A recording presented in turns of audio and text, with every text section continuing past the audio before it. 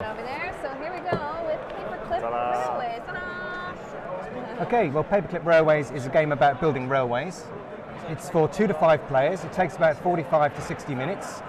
It's a bit longer if somebody's really slow, but I find something sharp helps chivvy the game along. The aim is to score the most points, for which we have a scoreboard. You score points by laying railways during the game, and then at the end of the game, some of your cards may have bonuses. So as long as your cube of the colour appears on one of these stations in play, you can score extra points at the end. Okay, so the components, paperclips, those are your actual railway. On your turn, you'll either draw some cards, because you start with 4 cards, but you can have up to 6. But your hand is very important, because the cards that you have will either be stations that you build, or they are currency for buying your paperclips. Because you don't get paperclips for free, you have to pay for them with your cards. And depending on how long you want to build your railway, it costs you more cards. Okay, so let's take a closer look at a station. And actually, you can just lay that right down on the table, okay, and have it face to you, because you are the most Sweet. Important thing at the table. Well, no, the customer is the most important thing, but there we go. But okay. you're not at the table. No. I cracked that line a little bit earlier. Okay. Okay, so a station has a victory point value. When you're building a link, you're building a railway between 2 stations. Either a station that's already in play, or a station that you're putting into play. So part of your scoring will be adding up the 2 numbers at the start and end of your railway. In this case, Beauty Spot is worth 3 points. You also score points for the number of paperclips in your railway. So this railway is 5 long, so it's 5 points plus 3 plus whatever's at the other end. The stations all have names. They're all slightly cute names. So we've got Beauty Spot there. Yeah, Beauty Spot. My favourite is Antisocial Town, which doesn't have anything on it. It just says "Go away," which is the polite version of the card. My playtest version was slightly ruder. Slightly? Slightly ruder. Yeah. You have a number of cubes pictured on the card. Every time you're building railways, after you've built your link, you'll put a cube in the beginning and the end stations. So if I say I'm building my countryside station from here, I will lay out the clips accordingly and then place a cube at either end. Once a station has that many cubes in it, you cannot build in or out of that station again for the rest of the game. So that's something similar it shared with its predecessor of string railway. Oh, string railway, yes. Let's not go there. Oh yes, absolutely, yes. You have to have the limits because you want to encourage people to go out, spread out, yeah, and intrude in other people's stations. Also, by blocking off spaces, you can stop people building in certain directions as well. So if you get there first, you stop them coming in a certain direction. Okay? So that's the cube limit. Every card, every station has a bonus of some kind. Some of them are when you first put the station into play. I'm guessing this one says game end. Game end, there's a big clue there, that happens when the game finishes. And there are others that say whenever something happens in the game, something triggers. So there's a whole variety. There's about 145 cards in the deck, and there's about 80 or 90 distinct stations that you can have. So there's a lot of variety. And you won't play the whole deck in any given game. You play close you play 2/3 of that. It's about 100 cards you need for the deck. So some stations won't come out in certain games. The last bit of information, which is the most important, is when you're building links, you look at the station you're building from, and that tells you what you're allowed to build to. There are 4 types of station in the game.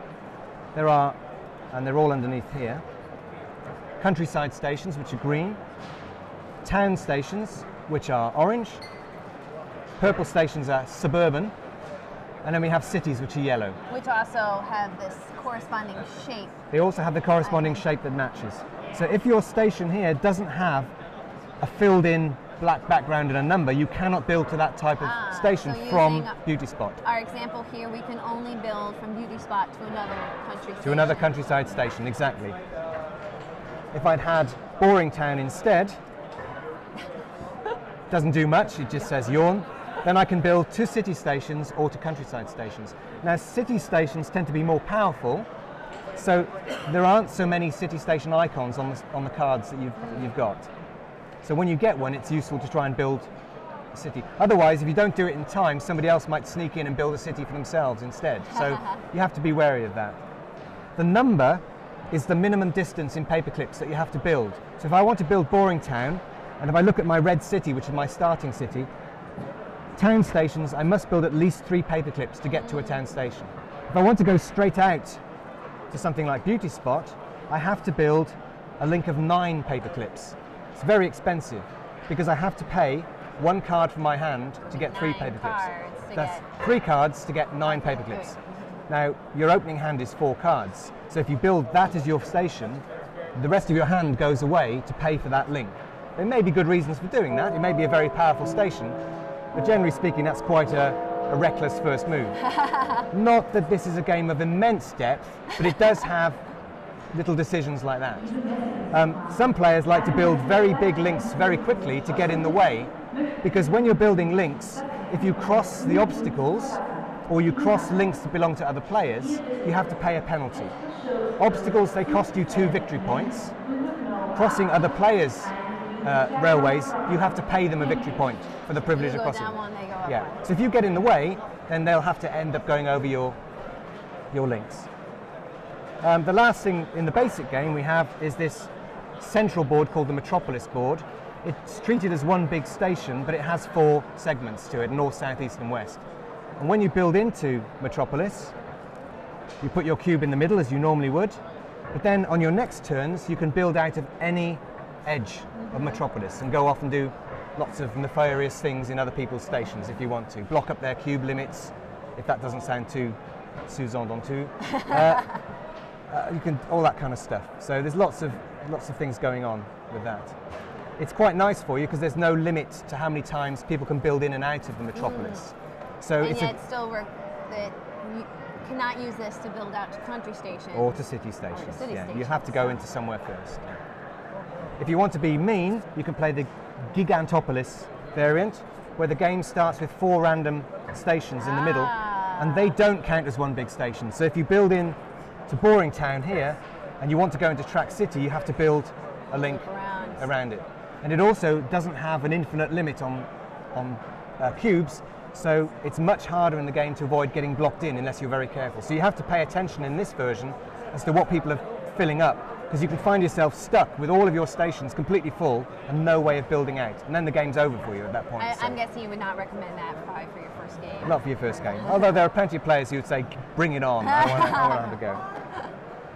The game ends. I didn't say how the game ends, but in the deck of cards there is a little end of game card that appears somewhere in the bottom 11 cards of the deck. So that's the normal way of ending. The other way is that if everybody runs out of building materials, apart from one player, there's one more turn for that remaining player, then the game finishes.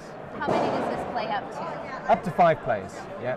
And I've been dying to ask this question since you started speaking. Are the paper clips included, or do you supply of course, your own yes. paper clips? Now, they are included in the game, and I can vouch that they weigh, a set of 64 paper clips for one player weighs just under 24 grams.